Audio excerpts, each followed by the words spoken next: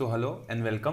तो आज हम लोग इस वीडियो में देखने वाले हैं क्लास 9th का सोशल साइंस का chapter number 9 industrial revolution and social change का 12th नंबर का वीडियो। तो इसके ऑलरेडी 11 वीडियोस आ चुके हैं जहां पर हमने काफ़ी सारे टॉपिक्स को कवर कर लिया है और ये जो है लास्ट या इसके बाद एक दो वीडियोस और रहेंगे, फिर इसके बाद जो ये चैप्टर है कंप्लीट हो जाएगा। तो हम लोग कंटिन्यू करते हैं ये वाला चैप्टर। तो आज का जो हमारा टॉपिक है the growth of factories in India. देखो इंडिया में किस तरीके से फैक्ट्रीज का जो ग्रोथ हुआ वो हम लोग यहाँ पे जो है क्या करने वाले हैं, डिस्कशन जो है करने वाले हैं। हमने देखा कि ब्रिटेन में किस तरीके से हुआ, फिर हमने देखा जर्मनी में किस तरीके का हुआ। अब हम लोग देखेंगे कहां पर, the growth of factories in India में। The first textile mill in India was established in Bombay now called Mumbai in 1854 and it began production 2 years later. India में सबसे पहली जो फैक्ट्री जो स्टैब्लिश हुई थी वो बॉम्बे में हुई थी। जो आज का मुंबई है ना, जिसको हम लोग मुंबई बोलते हैं, वो पहले क्या था, बॉम्बे बोलते थे उसको। ठीक है, वो ब्रिटिशर्स के अंडर में जो है क्या था, एक प्रोविंसेस था। तो वहां पर जो है क्या था, ब्रिटिशर्स के अंडर में एक प्रोविंसेस था। अब उस समय जो है 1854 में ये सबसे पहली फैक्ट्री जो है वहां पे जो है स्टैब्लिश हुई थी। लेकिन इसने अपना प्रोडक्शन उसी साल स्टार्ट नहीं किया था। इसने अपना प्रोडक्शन 2 साल बाद जो है इसने जो है 2 साल बाद जो है स्टार्ट किया। मतलब 1854 में फैक्ट्री बन गया था, लेकिन प्रोडक्शन करना कब चालू हुआ, 1856 में जो है प्रोडक्शन होना चालू हुआ। By 1862, Bombay had 4 mills with the 94,000 spindles and the 2,150 looms. उसके बाद देखो जब ब्रिटेन में बॉम्बे में जब फैक्ट्री स्टैब्लिश हो गया 54 में, उसके बाद 56 में प्रोडक्शन भी स्टार्ट हो गया। उसके बाद 1862 के आते आते तक जो है मुंबई में क्या हुआ कि यहाँ पर जो मिल्स जो थे वहां पर 4 बेसिकली मेन मिल्स थे। ठीक है, और जिसमें 94,000 जो स्पिंडल्स थे और 2,150 लूम्स थे। At the same time jute mill were opening in Bengal. अब जिस तरीके से जो है मुंबई में जो है टेक्सटाइल इंडस्ट्रीज का हब बनते जा रहा था या सेटअप होते जा रहा था, वहीं पर बंगाल में जो है जूट मिल जो है क्या हो रहा था, स्टैब्लिश जो है होते जा रहा था। The first jute mill was established इन 1855। देखो सबसे पहले टेक्सटाइल इंडस्ट्री स्टैब्लिश हुई मुंबई में 1854 में। जस्ट एक साल बाद जो है कोलकाता में क्या हुआ या बंगाल में क्या हुआ, वहां पर जो है जूट मिल जो है स्टैब्लिश हुआ 1855 में। ठीक है, अब देखो यहां पर एक फैक्ट्री का जो है यहाँ पे हमें एक पिक्चर दिया हुआ है। इस फैक्ट्री में किस तरीके से जो वुमेन्स वो क्या कर रही हैं, कंटिन्यूअसली जो है वर्क जो है कर रही हैं टेक्सटाइल इंडस्ट्री में। ठीक, second followed 7 years later in 1862 in North India the Ilgim mill was established in Kanpur in the decade of 1860s। इसके अलावा नॉर्थ इंडिया में, ये तो कोलकाता में हुआ, कोलकाता मतलब बंगाल में हुआ जो कि ईस्ट इंडिया था उस समय का। लेकिन अभी यहां पर क्या हुआ कि नॉर्थ इंडिया में, मतलब आप समझ लो उत्तर प्रदेश, आज का जो उत्तर प्रदेश है, बिहार है, झारखंड है, उसके अलावा जो है उत्तराखंड है, इस तरीके के ये सारे जो स्टेट्स हैं, इन स्टेट्स पर जो है क्या हुआ 1862 के बाद जो है क्या हुआ, यहाँ पे जो है फैक्ट्री स्टैब्लिश हुई कहां पर, कानपुर में। Within a year of its opening Ahmedabad now known as Ahmedabad got its first textile mill. इसके बाद जो है एक साल के जस्ट बाद, मतलब ये सब कब हो रहा है, 1860s के आसपास ही हो रहा है। 1860s और 1870s के आसपास हो रहा है। तो 1860-70 के आसपास कानपुर में एक नया टेक्सटाइल मिल स्टैब्लिश हुआ। उसके अलावा अहमदाबाद में जो है क्या हुआ, वहां पर भी जो है एक टेक्सटाइल मिल जो है स्टैब्लिश हुआ। The first time spinning and the weaving mill in Madras went into the production in 1874। वहीं पर साउथ इंडिया में जो है सबसे पहले जो है टेक्सटाइल इंडस्ट्रीज कहां पे स्टार्ट हुई थी, 1874 में, जबकि सबसे पहले बॉम्बे में हुआ था। बॉम्बे के बाद कहां पे हुआ, कानपुर में, कानपुर के बाद कहां हुआ, अहमदाबाद में जो है हुआ। In Chhattisgarh the CP textile mills, हमारे छत्तीसगढ़ में भी सेंट्रल प्रोविंस नाम से जो है एक टेक्सटाइल मिल जो है स्टैब्लिश हुआ था। Central province textile mill was established in Rajnandgaon in 1894। ये 1892 में स्टार्ट हुआ था और 1894 में प्रोडक्शन करना स्टार्ट हुआ था। तो हमारे छत्तीसगढ़ में भी जो है सीपी मिल के नाम से जो है एक टेक्सटाइल इंडस्ट्रीज ओपन हुआ था 1894 में। It was renamed in the BNC mill. इसके बाद पहले ये जो नाम था ये सेंट्रल प्रोविंस टेक्सटाइल मिल के नाम में था, फिर बाद में इस फैक्ट्री को जो है किसी दूसरे आदमी ने खरीद लिया, तो इसके बाद इसका नाम क्या रखा गया, Bengal Nagpur cotton mill. BNC का फुल फॉर्म होता है बंगाल नागपुर कॉटन मिल, जो है 1906 में जो है इसका रीनेम कर दिया गया। Let's now see who were establishing the textile mills in India. Where did these people get the capital to invest? Where did the mill workers come from? अब हम लोग यहां पर जानेंगे कि किस तरीके से जो है किन लोगों ने जो है इंडिया में जो है इंडस्ट्रियलाइजेशन की शुरुआत की, किन लोगों ने फैक्ट्री स्टैब्लिश किया। इसके अलावा इन लोगों को फैक्ट्री स्टैब्लिश करने के लिए पैसा चाहिए था, बड़ा अमाउंट चाहिए था, तो वो बड़ा अमाउंट इनको कहां से मिला। फैक्ट्री में काम करने के लिए इनको क्या चाहिए, वर्कर्स चाहिए, तो वर्कर्स ये लोग कहां से लेकर आए। बेसिकली जो जो कंडीशन ब्रिटेन में थी, अब वो कंडीशन इंडिया में किस तरीके से होने लगी। अब देखो, इंडस्ट्री सेटअप करने के लिए बहुत सारा पैसा चाहिए होता है, तो ब्रिटेन में क्या था कि वहां पे बहुत सारे मर्चेंट लोग थे जो कि बिजनेस कर करके पैसा जमा किए हुए थे, तो वो लोगों ने फैक्ट्री आसानी से जो है क्या कर लिया था, स्टैब्लिश कर लिया था।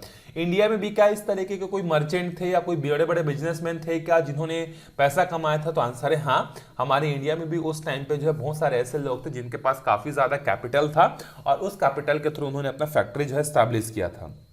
देखो, the first entrepreneurs, some Indian merchants wanted to establish factories in the country after the accumulating wealth from their trading activities. India में उस समय जो है बहुत सारे ऐसे लोग थे जो कि ट्रेड करते थे सामानों का, एक कंट्री से दूसरे कंट्री में सामान भेजते थे, वहां से सामान लाते थे। तो उस समय इंडिया कंटिनेंट के जो लोग होते थे वो भी काफी ज्यादा प्रॉफिट अर्न करते थे। तो जो लोग इस ट्रेड में इन्वॉल्व थे वो क्या चाहते थे कि इनकी भी खुद की एक क्या हो, फैक्ट्री हो। जैसे क्या होता है कि जिम जाने वाला हर लड़का 1-2 साल बाद ये सोचता है कि काश मेरे पास भी मेरा खुद का जिम होता करके ना, सेम वैसे ये जो ट्रेडर्स जो थे इन्होंने पैसा कमा लिया, पैसा कमाने के बाद इन्होंने क्या किया, उसका फैक्ट्री स्टैब्लिश करने का जो है सोचा। In Bombay Parsi merchant like Dinshaw Petit and the Jamsetji Nusserwanji Tata who went on the way to the foundation of the vast industrial empire in India. उस समय बॉम्बे में ऐसे दो लोग थे, एक जो है पारसी, एक ये सब दो जितने भी दोनों लोगों की बात कर रहे हैं पारसी लोग थे, ठीक है।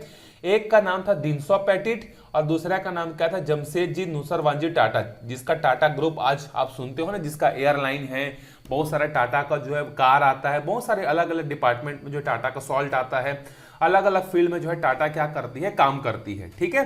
तो सबसे पहले बॉम्बे में जो है इन्होंने ही फैक्ट्रीज एस्टैब्लिश किया था, दिनसॉ ने और जमशेदजी टाटा ने।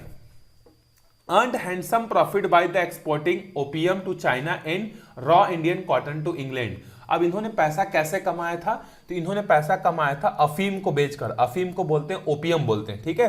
तो जो ओपियम है ना, उस ओपियम को वो क्या करते थे, चाइना को बेचते थे। इसके अलावा ब्रिटेन को वो क्या करते थे, रॉ मटेरियल भी जो है सप्लाई करते थे कॉटन का। हमने पढ़ा है कि नहीं, इंडिया में उस समय जितना भी कॉटन का प्रोडक्शन होता था, मैक्सिमम कॉटन इंग्लैंड चले जाता था। इंडिया के वीवर्स को ही कॉटन नहीं मिलता था, प्रॉब्लम पढ़े थे कि नहीं। तो ये क्या करते थे, छोटे छोटे गाँव से जा जाकर क्या करते थे, सारे कॉटन को कलेक्ट करते थे थोकले में, और जब बहुत बड़ा अमाउंट हो जाता था तो वो क्या करते थे, ब्रिटेन के मर्चेंट्स को जो है बेच देते थे। तो इस तरीके से करते उन्होंने भी बहुत सारा पैसा जो है अर्न कर लिया था। Seth Hukum Chand, a Marwari merchant who set up India's first indigenous jute mill in 1917। इसके अलावा जो सेठ हुकुम चंद है, उन्होंने इंडिया में 1917 में जो है सबसे पहले जूट मिल जो है स्टैब्लिश किया था, जो कि इंडिजिनियस था, मतलब इंडिया का आदमी ही जो है सेटअप किया था। हमने पहले पढ़ा कि 1855 में बंगाल में जूट मिल स्टैब्लिश हो गया था, लेकिन वो तो ब्रिटिशर्स ने किया था। इंडियन आदमी ने जो पहला अपना खुद का फैक्ट्री ओपन किया था वो 1917 में हुआ था, ठीक है। Was also involve in the China trade, और ये आदमी जो था, जो सेठ हुकुम चंद था, वो भी चाइना के साथ ट्रेड करता था। तो जो आदमी ट्रेड करता है वो प्रॉफिट में रहता है, तो इन्होंने भी प्रॉफिट कमाया था सेठ हुकुम चंद ने, तो इन्होंने भी अपना जूट मिल जो स्टैब्लिश कर दिया हुआ था, ठीक है। So where the father and grandfather of G.D. Birla, apart from them, there were some commercial group that were not directly involved in foreign trade. इसके अलावा कुछ और भी थे, जैसे बिरला जो होते थे, आज का जो बिरला है ना, बिरला जो थे उनके भी फादर, उनके फैमिली वाले जो थे वो इस तरीके के बिजनेस में इन्वॉल्व थे और उन्होंने भी काफी सारा पैसा जो है अर्न किया था। They were trading and money lending in the domestic market. When the opportunities to invest in the industry open up in India, many of them began establishing factories. जब इंडिया में इस तरीके का सिचुएशन क्रिएट होने लगा कि यहाँ पर भी जो है फैक्ट्री स्टैब्लिश की जा सकती है, तो सारे के सारे लोग जो पैसा कमाए थे उन्होंने क्या किया, अपना पैसा जो है यहीं पर लगाना स्टार्ट कर दिया। अब देखो पैसा तो इनको मिल गया, कैसे मिला, जैसे ब्रिटेन के मर्चेंट लोगों को मिला था, जिस तरीके से ब्रिटेन के लोग सामान खरीद कर बेच कर पैसा कमाते थे, तो ये सामान बेच कर भी पैसा कमा सकते हैं। इंडिया के छोटे छोटे गांवों से सामान इकट्ठा करते थे और बड़े बड़े जो है क्या होते थे, जो ब्रिटेन के जो मर्चेंट होते थे उनको बेचते थे, इनको भी प्रॉफिट होता था। तो जिस तरीके से ब्रिटेन में जो है पैसा कमाते थे, यहाँ के मर्चेंट भी जो है कमाते थे और इन्होंने ही फैक्ट्री जो है स्टैब्लिश किया था। अब कैपिटल तो इनको मिल गया, दूसरा क्या चाहिए था, वर्कर चाहिए था। तो वर्कर की इंडिया में तो कभी भी कमी है ही नहीं, पॉपुलेशन इतनी ज्यादा है, तो उस समय भी काफी पॉपुलेटेड थी। और उस समय आज के डेट का जो बांग्लादेश है, पाकिस्तान है, म्यांमार है, ये सब आते हैं, ठीक है। उस इंडिया जो है वो बहुत बड़ा फैला हुआ था, ठीक है। तो यहाँ पर बहुत सारे मर्चेंट जो थे, मर्चेंट लोगों को जो है बड़े बड़े आराम से जो है वर्कर्स मिल जाते थे। Where did the workers come from, workers आते कहां से थे? Most of the worker in the industrial belt come from the adjoining district. बहुत सारे जो वर्कर्स जो होते थे, जिस जगह पर फैक्ट्रीज है उसी आसपास के डिस्ट्रिक्ट के जो लोग होते थे, वही वर्कर्स जो है मिल जाते थे उनको। The unemployed peasant and the artisans in the village migrated to this industrial centre in the search of work. अब हमने पिछले वीडियो में पढ़ा था कि किस तरीके से ब्रिटेन के इंडस्ट्रियलाइजेशन ने इंडिया के डोमेस्टिक टेक्सटाइल मिल्स को बर्बाद कर दिया।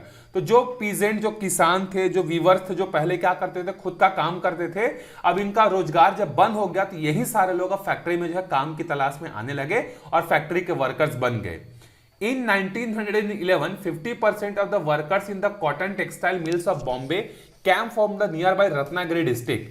1911 के आसपास जो कॉटन टेक्सटाइल मिल था बॉम्बे में, वहां के 50% से ज्यादा वर्कर्स जो होते थे वो रत्नागिरी डिस्ट्रिक्ट के ही होते थे, ठीक है। जिस जगह पर कॉटन मिल है वहीं आसपास के डिस्ट्रिक्ट के जो है होते थे। तो बॉम्बे में आसपास ही जो एक रत्नागिरी डिस्ट्रिक्ट है, तो रत्नागिरी डिस्ट्रिक्ट के लोग जो होते थे वो क्या करते थे, बॉम्बे में जाकर काम करते थे। The workers in the Kanpur mill mostly come from the villages around the city. उसी तरीके से कानपुर में जो भी फैक्ट्री स्टैब्लिश हो रहा था, तो कानपुर के आसपास के लोग जो यहाँ आकर काम करते थे। They would return to their village during the festival season or go to harvest the crop. अब ये वर्कर्स लोग क्या करते थे, जब फेस्टिवल का सीजन आता था तो अपने घर वालों के साथ मनाने के लिए क्या करते थे, चले जाते थे।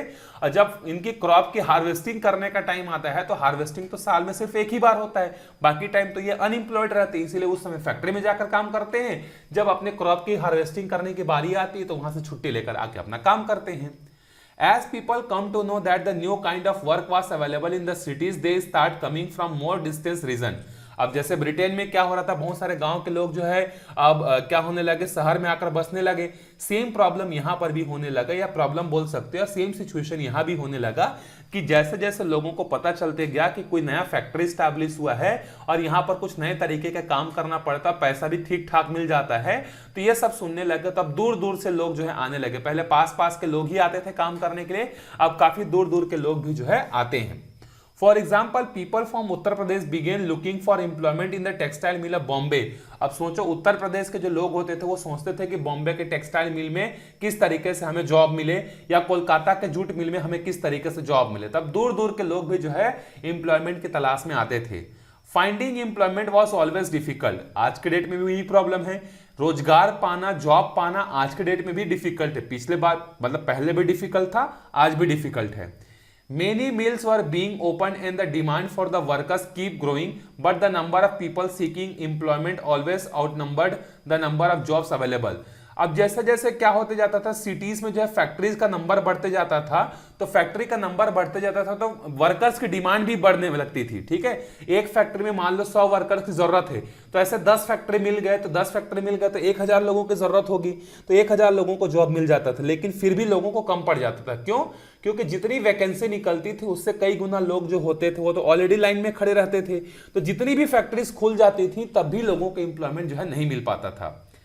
The industrialist appointed jobber to hire workers. अब देखो, जो इंडस्ट्रियलिस्ट होते हैं वो खुद गांव में ढूंढ ढूंढ कर वर्कर नहीं लाते हैं, वो एक आदमी को रख लेते थे जिसका नाम था जॉबर, एक तरीके से समझ लो एजेंट। ये क्या करता था, गांव के एरिया के आसपास में जा जाकर विलेजेस से प्रॉमिस करता था लोगों की कि मैं तुम लोगों को जॉब दिलवाऊंगा, शहर में आओ मेरे साथ चलो, और इसके बदले उनको क्या करता था, उनसे पैसे लेता था या उनको लोन भी देता था। बोलता था गांव में जाकर तुम मेरे साथ काम करने शहर चलोगे तो मैं तुमको एडवांस में पैसा दे दूंगा, तुमको जॉब दिलवाऊंगा, अच्छा रहने का घर दिलवाऊंगा। इस तरीके का काम करता था जॉबर।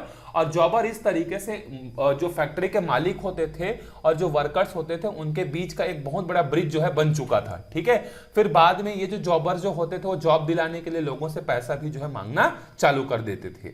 ठीक है, तो इस वीडियो में यहीं तक देखेंगे। अगले वीडियो में हम लोग स्टार्ट करेंगे the policies of the British government, उस समय कैसी थी जिसके कारण से ब्रिटिशर्स ने जो है इंडिया के लोगों को अलाउ किया कि आप भी यहां पर फैक्ट्री स्टैब्लिश कर सकते थे करके।